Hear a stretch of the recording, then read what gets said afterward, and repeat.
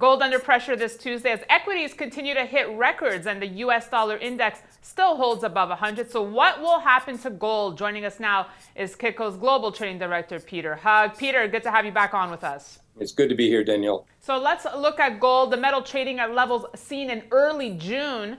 Obviously, the bear's out in full force here, Pete. How do you see the market?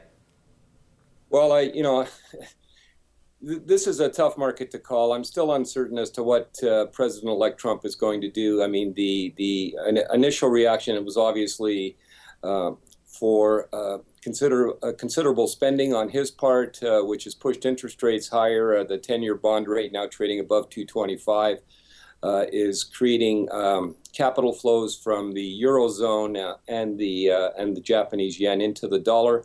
Which is counterproductive to commodity prices in general.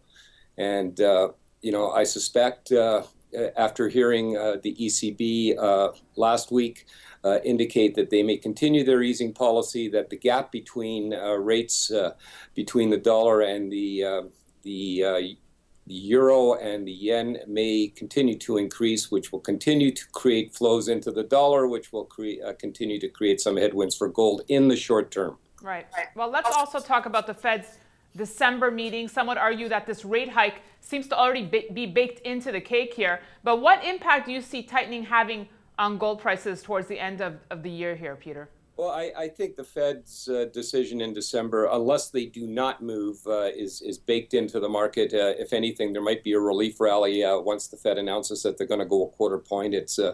I think it's pretty much a done deal that they will go a quarter point with the 10-year again now at 2.25.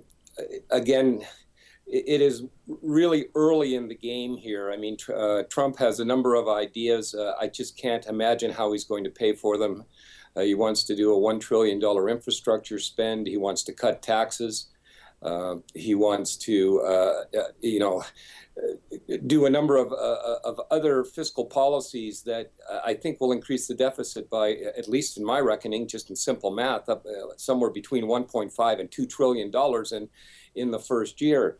Now you also have a situation where interest rates going higher is going to create a higher cost of capital for the Fed on their borrowing window.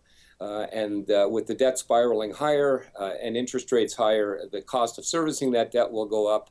I mean, I just cannot see a good ending here. So in the interim, there is a move away into the dollar and into the U.S. stock market. I'm very wary of this move and have continued to indicate to at least the investor public that holding a core position in gold is now more important than ever. Well, here's another factor that we haven't looked at yet, and that could potentially hurt gold, is a ban on import of gold into India. Some saying that India, not Trump, is the real factor pushing gold prices lower. What's your take on this Indian gold market situation that we see developing, Pete? Yeah, that's certainly having an impact on global demand. I mean, India is the third largest market for precious metals, specifically for gold. We'll see how long this import ban lasts. I think some of the other issues that are developing in India, and now there are some rumors that that this may spill into Austria and some of the European countries where they're starting to ban large denomination bills. It could be a push to try to squeeze some of this hidden money out of the system. But certainly the import ban on Indian gold, if it lasts for an extended period of time, will have an impact on global demand for gold, which will also be a headwind for gold in the short term. All right, Pete, with the time we have left, thoughts on silver? What type of trading can we expect from the metal during this shorter trading week? Well, I like silver relative gold. Again, if you believe the Trump verbiage that he is going to expand the economy, I think the ratio is more favorable towards silver. However, I don't think silver moves independently of gold and will be, conditioned on where gold trades. Now, today we have some gold. We have gold options expiry. They may try to test that $1,200 price point on. There's a number of puts and calls down at that level. I'm looking for a potential move on gold down before the Fed meeting, possibly as low as 1185. But in that area, I would probably be a buyer into the Fed meeting.